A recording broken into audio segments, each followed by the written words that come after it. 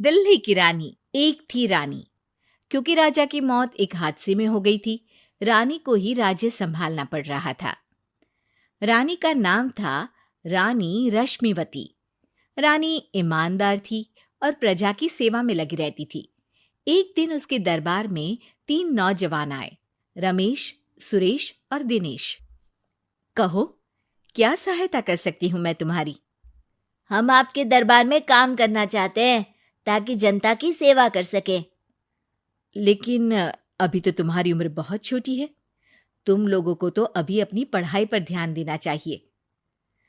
हमारा मन पढ़ाई में नहीं लगता। माता पिता को लगता है कि हम किसी के लायक नहीं है और हम साबित करना चाहते हैं कि हम लायक हैं। उत्साह बहुत अच्छा है, मगर अभी उम्र कच्ची है तुम लोगों की। अरे उम्र से क्या होता है रानी जी? शास्त्रों में लिखा है कभी किसी के ज्ञान को उसकी उम्र के आधार पर नहीं देखना चाहिए। बात तो सही है तुम्हारी। और अगर सच में तुम अगर ये संकल्प करके आए हो कि तुमको यहाँ काम करना है, तो पहले परीक्षा देनी पड़ेगी। 3 परीक्षा। एक शारीरिक परीक्षा, एक बुद्धि की परीक्षा और एक देशभक्ति की परीक्षा। और ये क्या है? वो मंत्री महोदय तुम्हें समझा देंगे। हमारे पास समय नहीं है। अगर तुम लोग तैयार हो तो बताओ। हाँ हाँ, हम तैयार है किसी भी परीक्षा के लिए। मैं भी तैयार हूँ कुछ भी कर गुजरने के लिए। तो ठीक है मंत्री जी, आप इन तीनों की परीक्षा कल से ही शुरू कर दीजिए। जो आज्ञा रानी साहिबा। अगले दिन से ही तीनों की परीक्षा शुरू हो जाती है। पहले शारीरिक परीक्षा, यानी किस में कितना है दम, ये देखेंगे हम। क्योंकि शरीर में दम होगा तभी तो प्रजा की सेवा में दम लगा पाओगे। हमें क्या करना होगा? वो पेड़ दिख रहा है, जो सबसे पहले चढ़ेगा उस पे दरबार में नौकरी पाने के अवसर उसी के बढ़ जाएंगे। मैं चढ़ता हूँ। अरे रुको रुको, गिनती गिनने दो। 1, 2, 3। 3 की गिनती के बाद रमेश और सुरेश भागकर पेड़ के पास गए, मगर दिनेश आराम से पेड़ के पास गया। जैसे ही रमेश और सुरेश आधे पेड़ तक चढ़ गए, दिनेश ने उन दोनों की टांग पकड़ के उन्हें नीचे गिरा दिया और खुद पेड़ पर चढ़ गया। दिनेश की जीत हुई। अरे लेकिन इसने बेईमानी की। बेईमानी नहीं की, बुद्धि लगाई।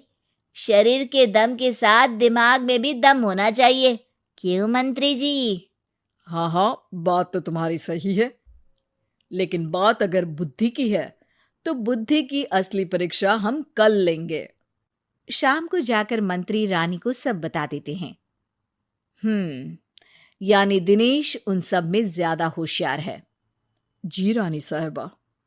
अगले दिन तीनों की बौद्धिक परीक्षा का समय होता है। आज हमें क्या करना है मंत्री जी?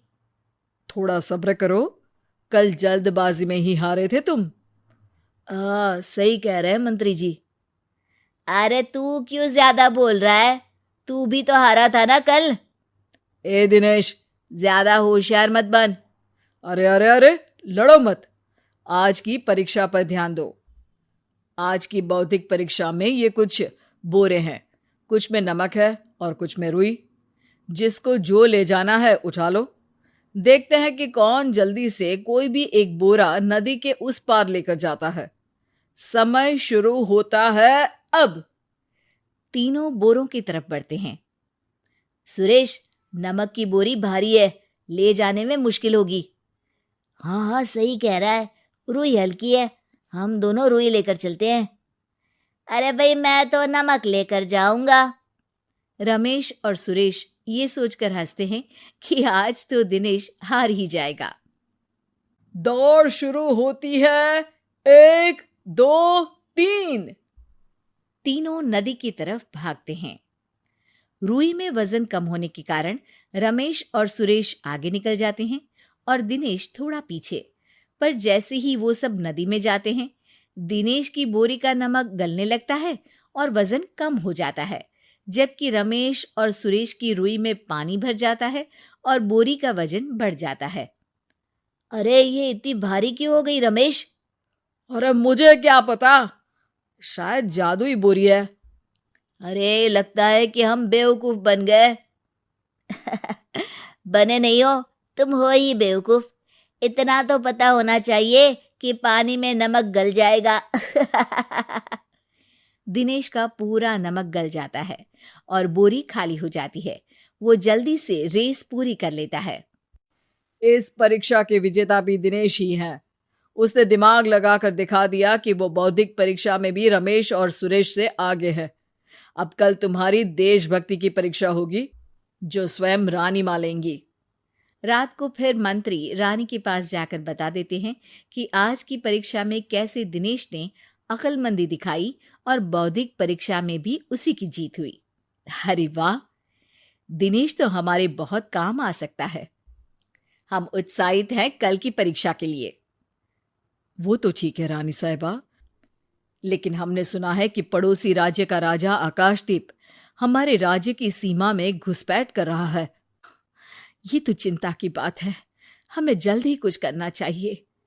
अगले दिन रमेश, सुरेश और दिनेश अपनी आखिरी देशभक्ति की परीक्षा के लिए दरबार में आते हैं। प्रणाम रानी साहिबा। नमस्कार रानी जी। प्रणाम रानी माँ। हमने तुम्हारी परीक्षा पर गौर किया। दिनेश आगे हैं। हम तुम तीनों में से किसी दो को ही दरबार में काम दे सकते हैं। किसी एक को आज जाना होगा। तो देशभक्ति की परीक्षा के लिए तैयार हो? पूरी तरह से। मैं तीनों से एक ही सवाल करूंगी। जिसका जवाब सबसे सही लगेगा उसे तो नौकरी मिल ही जाएगी। फिर दूसरे सबसे सही जवाब देने वाले को भी काम मिलेगा। आप लोगों का समय शुरू होता है अब। ज्यादा सोचने का समय नहीं होगा। जो मन में पहली बात आए उसका जवाब दे। तो सवाल यह है कि तुम इस मिट्टी के लिए क्या कर सकते हो? मैं इस मिट्टी को साफ रखूंगा। यहाँ के लोगों के भोजन की कमी को मैं पूरी करूंगा। मैं यहाँ के लोगों को गले लगा लगा के उनको खुशी दूंगा रानी माँ, और गरीबों के लिए घर बनवाऊंगा। मैं इस मिट्टी के लिए किसी की जान भी ले सकता हूँ रानी माँ। मंत्री, दिनेश को एक तलवार दो। जी रानी जी। दिनेश, पड़ोसी राज आकाशदीप की जान तुम्हारे हाथ में है। जाओ, अपना काम पूरा करो। आज रात को तुम उस पर हमला करोगे जब वो सो रहा होगा। दिनेश वहां से चला जाता है। रानी मां, ये आपने क्या किया? अभी किया नहीं है मंत्री जी। आप आकाशदीप को संदेशा भिजवाओ कि पड़ोसी देश का एक कातिल रात को उन पे हमला करेगा और दिनेश को पकड़वा दो। अरे, ये आप क्या कह रही हैं? और क्यों कर रही हैं आप ऐसा? राजा को लगेगा कि हमने उसकी मदद की, उसकी जान बचाकर।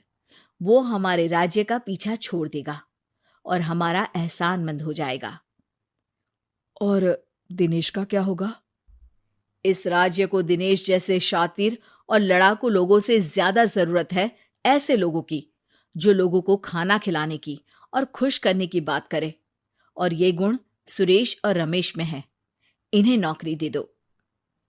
दिनेश बहुत चतुराई से नौकरी हड़पना चाहता था, जिसके लिए उसने रमेश और सुरेश जैसे दोस्तों का भी नुकसान किया। पर रानी ज्यादा चतुर निकली। उसने एक तीर से दो निशाने लगाए। दिनेश जैसे खूंखार युवक को राज्य से बाहर करवा दिया और पड़ोसी राजा आकाशदीप को अपना एहसानमंद कर लिया। पूरा दरबार रानी की जय जयकार कर रहा था।